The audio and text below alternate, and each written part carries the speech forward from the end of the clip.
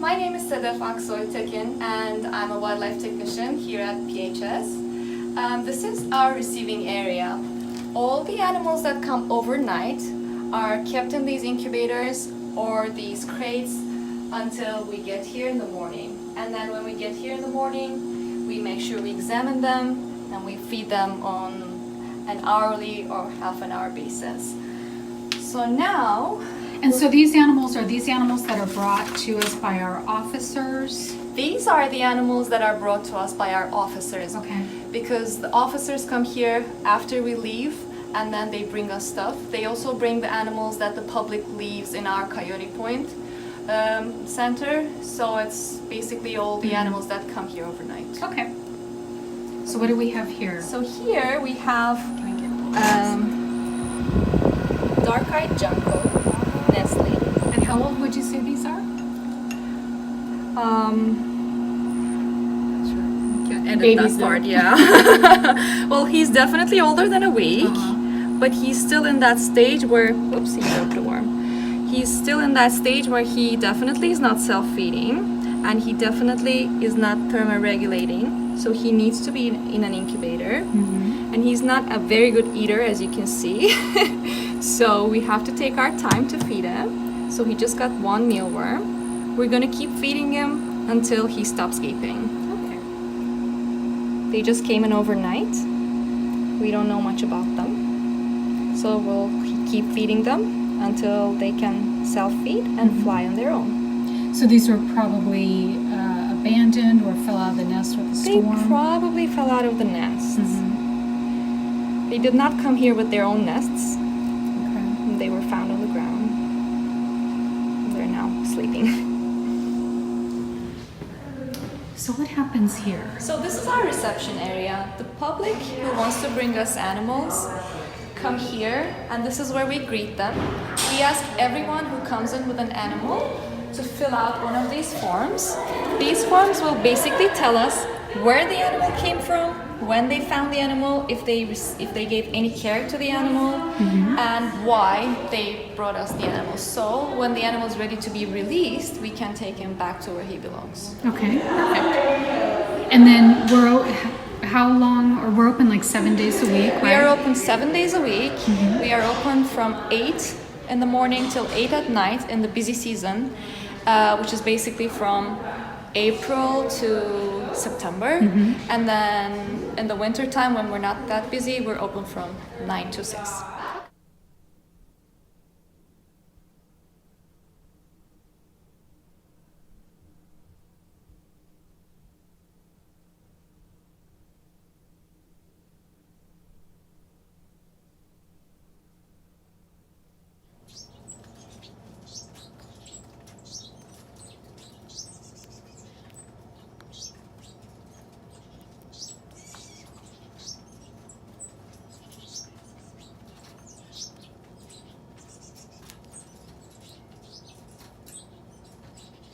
I am filling raccoon baby formulas into these bottles, and I measure it out with a syringe so they get the exact right amount.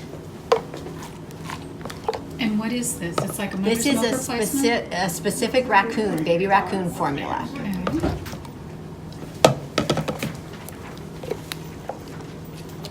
And how often do we feed the raccoons? It depends on their age. These guys are getting fed 4 times a day. As they get older, it'll go down 3, 2, and then once a day as they go on to solid food.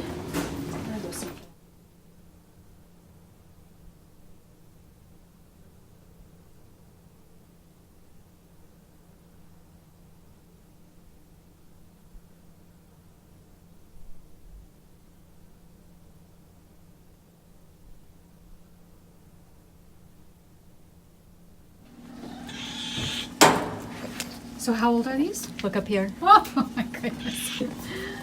I don't know how old these are. I have to look them up. They're different ages. There's 4 of them, and they're not siblings, so they're a little different. So they're going to go in the box here for a minute, and I'm going to feed them. Okay. And then all of these are filled with Those all have raccoons in them raccoons in them as well. Or skunk, okay. Yeah, condo 1 has skunk.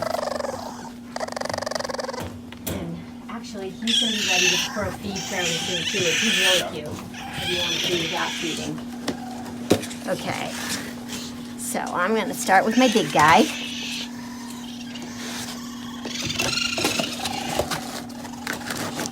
Hi, sweetie. All right.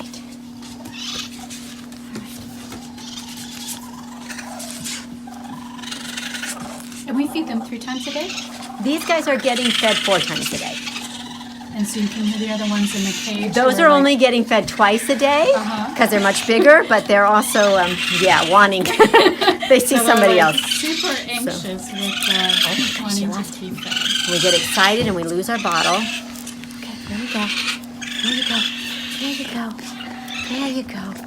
So these raccoons were found abandoned? Yes, they would all be found abandoned. Different circumstances. Some are found just out and about. Some were found in houses. Mom had gotten scared off, that sort of thing. Yeah. And they couldn't survive on their own without... No, they were too human little assistance. to survive on their own, so. Certainly are very cute, aren't they?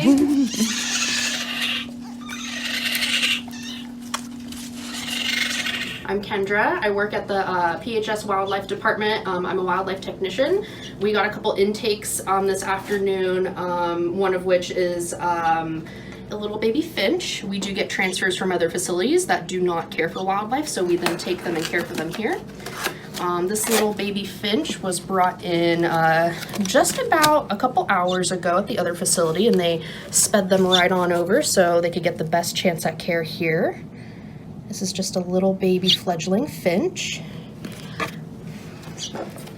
He looks like he's pretty active, which is a good sign. He's vocalizing at me. He's a little angry. It's always a good sign. He's opening his mouth, gaping at me, meaning he's hungry. He wants me to feed him. What are you doing now? I'm palpating. I'm doing each wing to make sure there's no fractures.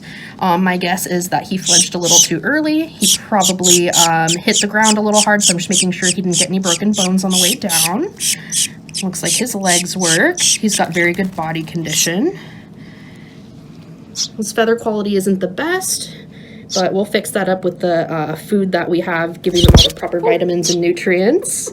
But he looks great, so I'm going to set him back in the box and get him a little incubator ready for him. He's going to be on a 30-minute timer. And that means what? We'll be feeding him every 30 minutes. So this formula cools down really fast, and if you miss that window when you can tube them, you have to remake it. There we go, 102, that is perfect. And so they're being syringe fed? Yes, so they're being tube fed. We Tube tube fed, them down into okay. their crops. The crop is kind of like the first stop before the stomach. And these are baby doves? These are baby mourning doves. Baby mourning doves, okay. Okay, you are the littlest. Ooh, looks like we have a friend. Oh, guys. And how old are these? Ooh, a couple weeks at most. We got them, I want to say 2 weeks ago, and they were very tiny, very little, very cold when they came in. I actually was not very enthusiastic about them making it, but they perked up very quickly. They made it through, you know, that vital time of having to feed them 6 to 5 times a day. We had to send them out to foster care. Thankfully she did such a wonderful job. Now that they're ready to come back, they're opening their mouths on their own. They're doing everything really for me that on an older bird it would be a little more difficult, but they're so eager to eat that they make it so easy. And so how many times a day are you going to feed them? These guys are getting fed 5 times a day right now. Okay. This one in particular is getting fed 3 times a day. He's a little smaller, or bigger, sorry. He's a little bigger, he's a little older. He came from a different nest, but he made friends with the new guys, so they definitely do much better when they have buddies. So we placed him in with them since he's not too far off in age range.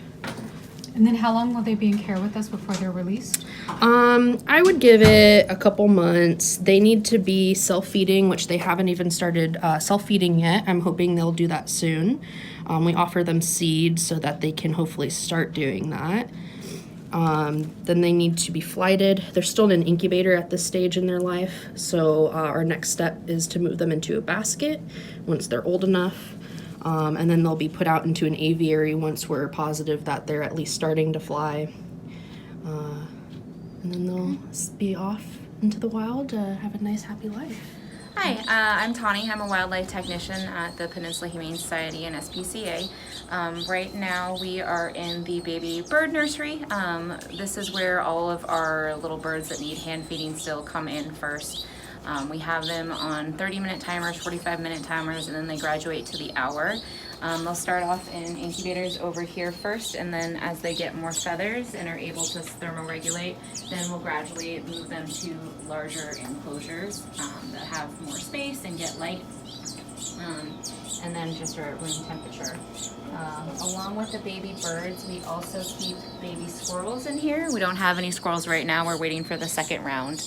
But those guys get fed with syringes and nipples.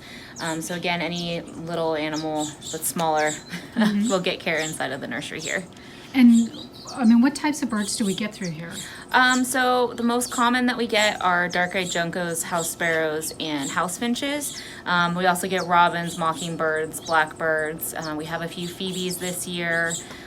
Sometimes swallows, swifts. We have a bunch of titmice.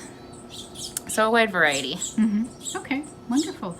And then so once they get big enough, then we move them to an outdoor aviary and then return them close to where they're found if we know. Yes, yes. Anything else? I don't think so. So then we've got hummingbirds. We, like all of our animals, we have a best approximation of what we can feed them to what their parents would be feeding them in the wild.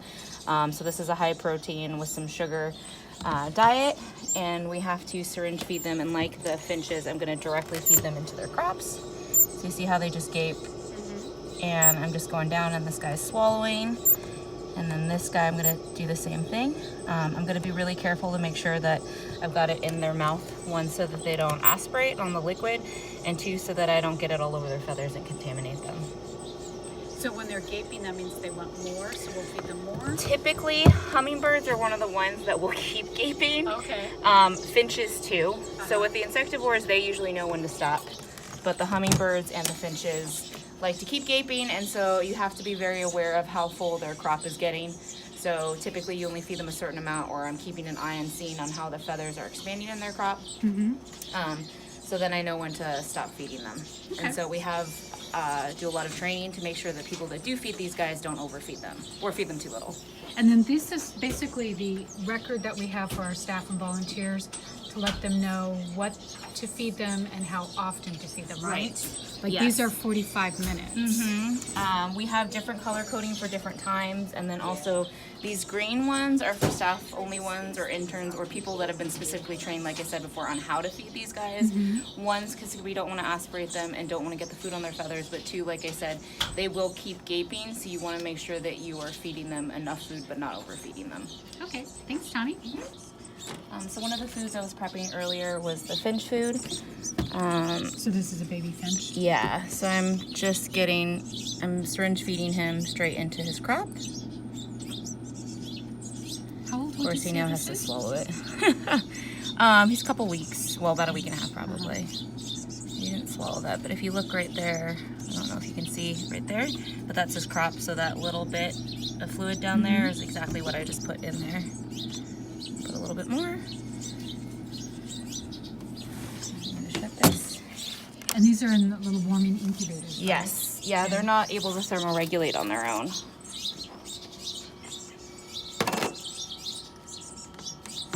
And what do we have here? And then in here we've got a towhee and a Buick's wren. These guys are insectivores, so they mostly eat insects. Once they're inside of larger enclosures, they'll get a variety of foods. But as babies, their parents mostly feed them insects, so that's what we start off feeding them only. So what are we feeding them? Mealworms. Okay. And these are the mealworms in here? Yeah.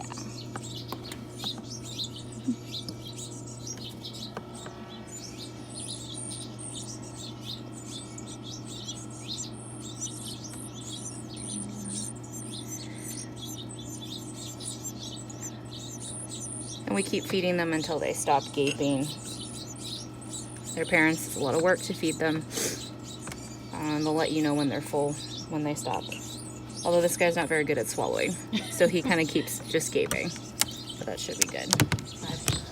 So right now I'm making finch food. They only eat grains and seeds, so this is an approximate diet for that, and we have to hand syringe feed it. And how many birds do we have in care right now? Oh, I don't know. I'd have to look up the number. Dozens and dozens, Yeah. probably. Yeah. So you're putting the mixture into syringes. I have them pre-allotted in containers, and then when I hand feed them, I'll be syringe feeding them.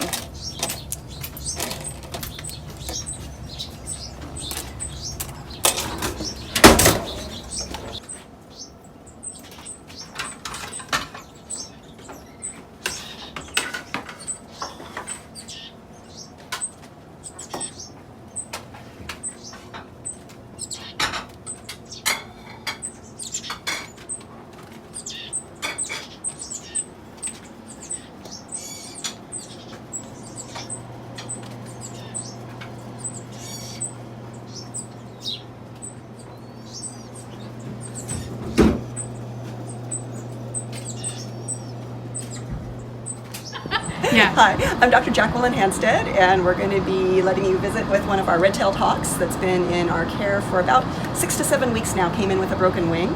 And what we're planning to do today is to catch her up, to recheck x-rays, and if all looks good, I'm hoping that today's the day I'm going to say she's okay to return to the wild. And there she goes. That's perfect.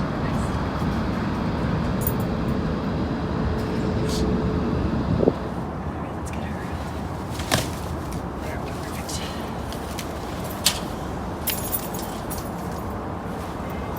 Towel around her. Get her food first. Did we pre-weigh that? Yes. Okay. So we'll leave her without the top towel. Perfect.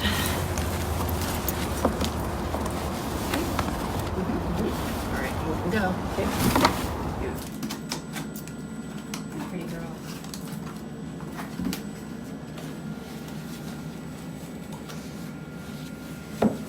There you go. So we like to cover their heads. It just decreases their stress. As you can.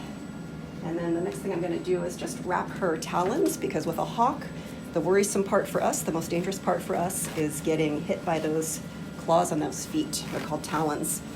So we just go ahead and we're going to just wrap them really lightly so that we can lay her down and take her x-rays. And put her leg together.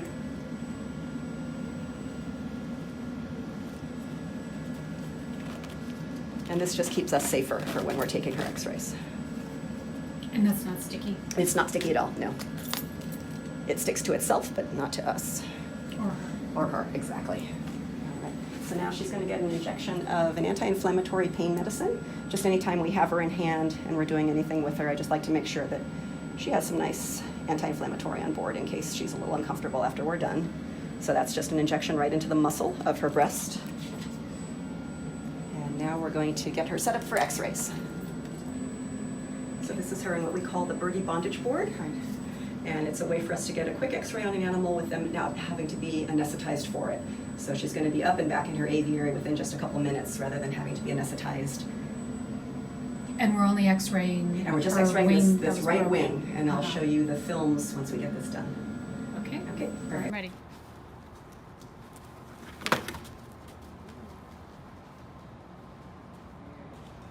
So this is the original x-ray that we took when the red-tailed hawk arrived. Her story is that she flew into a building, and when she was caught up from the animal care and control officers, they realized she had quite a wing droop. So when she came in, we went ahead, we took x-rays, and if you can see right here, this is her laying on her back. These are all her internal organs, and then you can see her wings and her legs down here.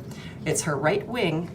This is called the radius, excuse me, and that's the bone called the radius, and you can see a fracture here. You can see all the other bones are nice and smooth, and here we have a defect.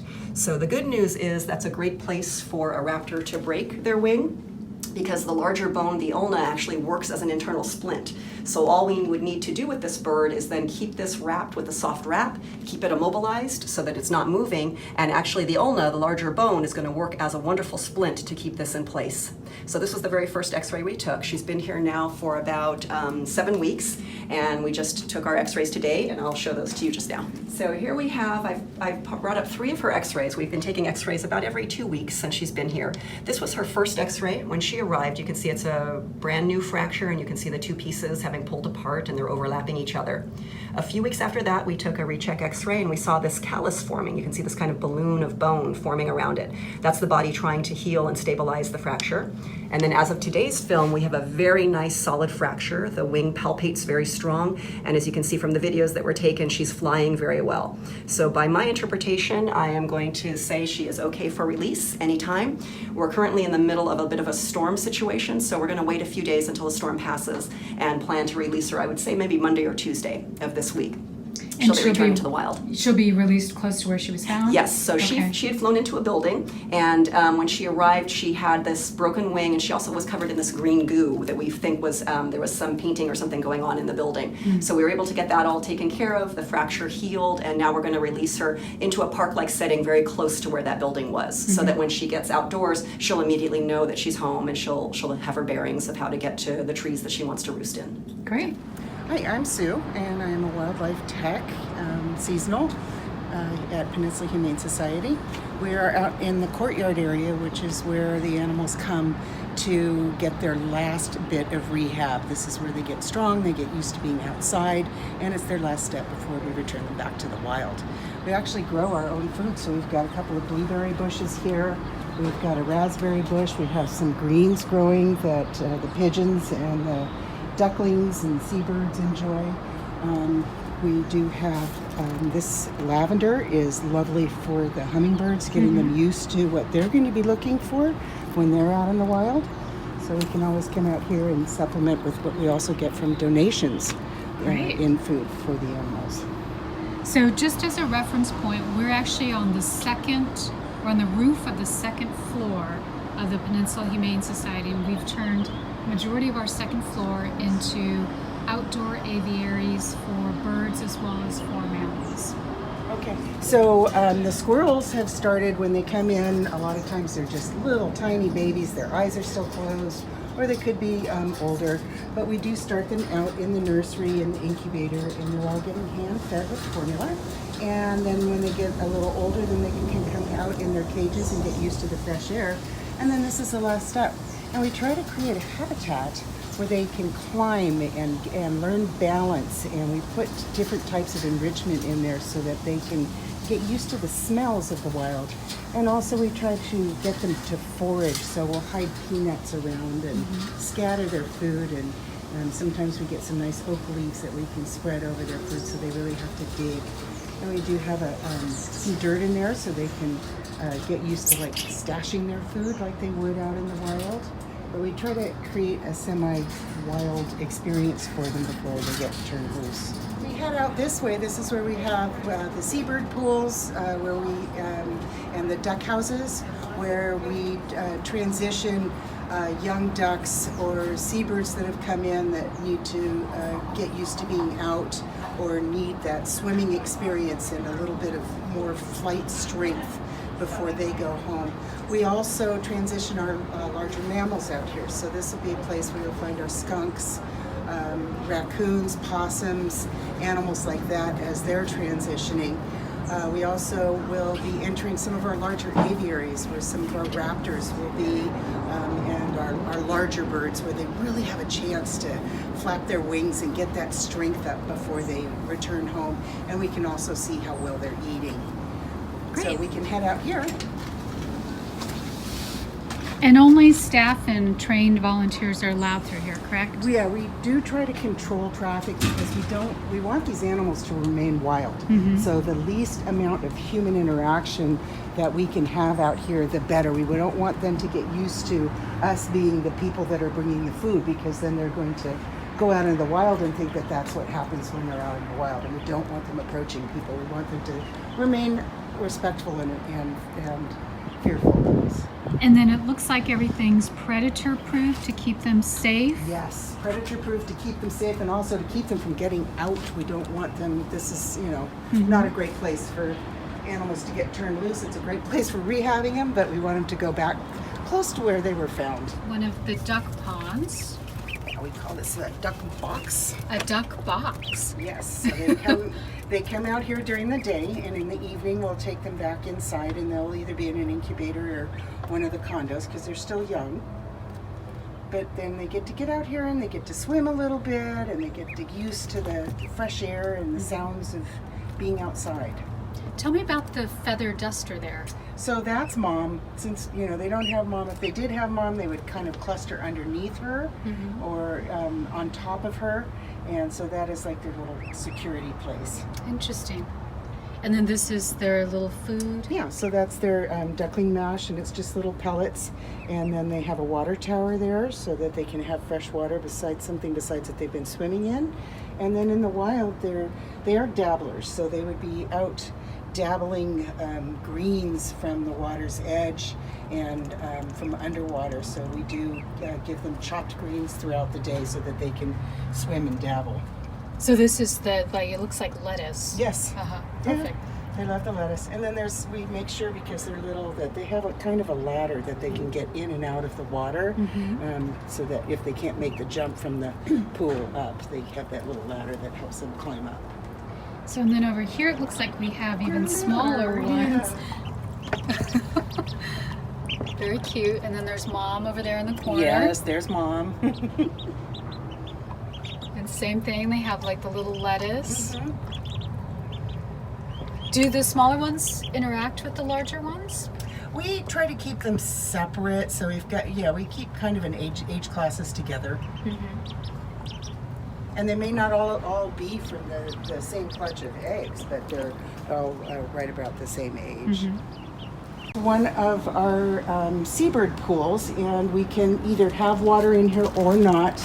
We've had some black crown night herons in here, and they're not necessarily swimmers. You're going to find them along the shore's edge and in the reeds.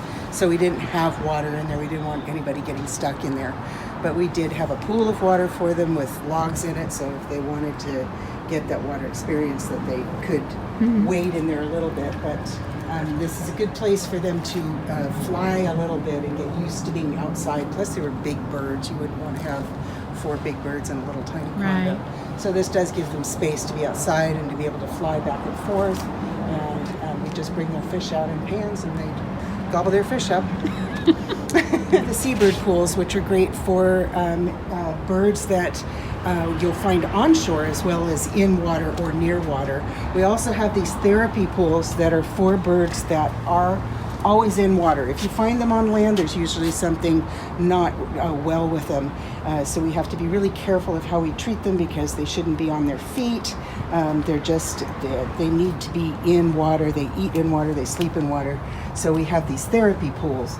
And so these are great for like murres and scoters and birds like that are going to be in water all the time. And what's the netting here? So we want to not only protect them from being outside, but we don't want them getting out. So they're also real stressy. So we'll not only have this netting, but we'll also cover this with sheets so that they have a nice peaceful place. We actually put their food in these little baskets that hang on the side so that they can eat out of the little baskets. So it's like a little cocoon for them. Yeah, it's a little space where they can be in the water, where they're used to being in the water, and then that's better for their feet, better for their little bodies, and more what they're going to be used to once they leave here and where they're used to living. So I think we'll go into small mammal very quietly, because the next step for, do you want me to say this? Oh, just keep talking. Okay. Yeah. The next step after small mammal for like the opos, the possums, and the raccoons, for the raccoons is to come into the large mammal enclosures. So we will go into the small mammal enclosures, which is the next step for them when they come from inside, to get them used to being outside in a very controlled, quiet, calm space. So this is small mammal down here, and we have 4 enclosures in here. If we have animals that are mammals that need to be quarantined, they'll be out here. We also have some skunks, so we're going to be real quiet when we go down here.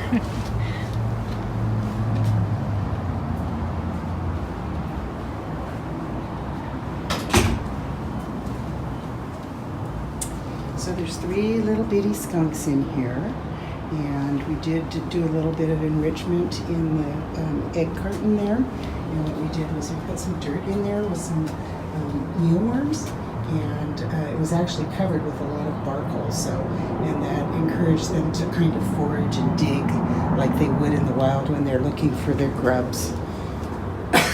They've got very, very long nails, so they would be ripping apart bark and wood to look for their food. I think they're all curled up right there in that little ball, it looks like. In this aviary, it's been opened up so that they have a lot of space to really fly. So these big doors are wide open to make 2 separate aviaries into one big one. So these doors are just like on rollers? Yeah, straight up.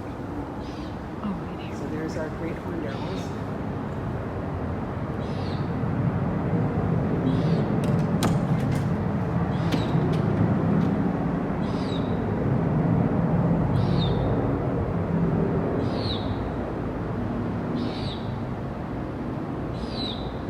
The next stage for our raccoons, after they've come out and they've been in the small mammal enclosures for a while, getting used to being outside, comfortable with climbing and just the sounds and smells of being outside, then their next stop is into these larger enclosures where they have 2 living spaces. One is a den to where they can get inside if they want overnight.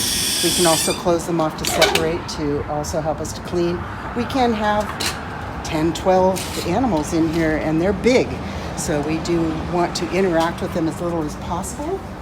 So we will close them off.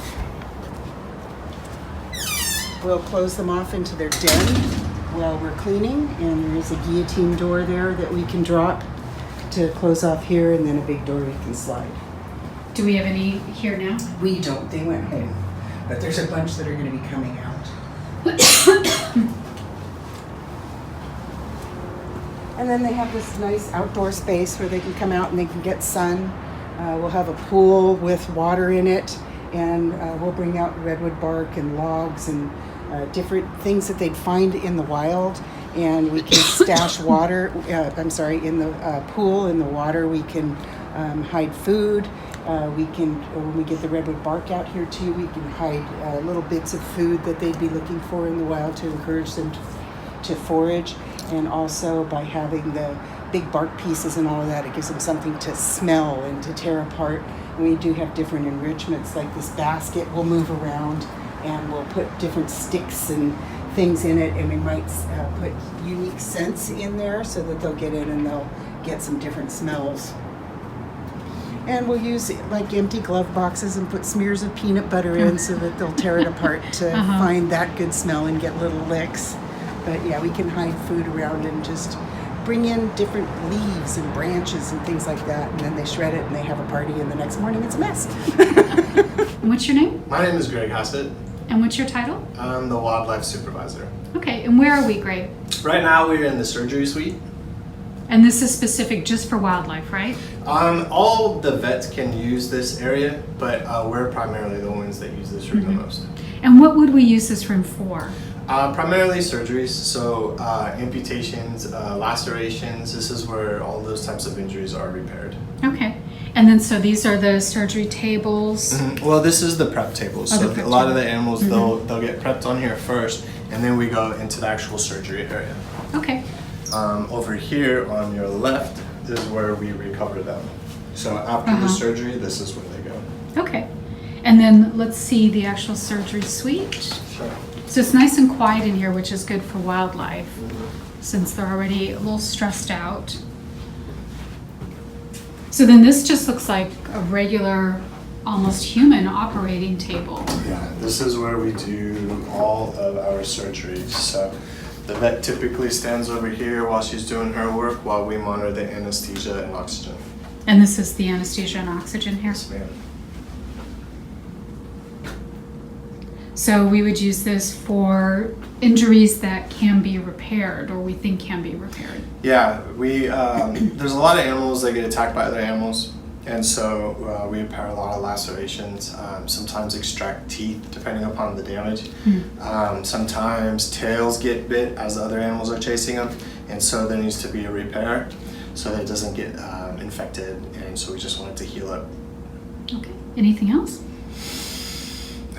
This is just, we spend a lot of time in here. Okay. And what kind of woodpeckers are these? Northern.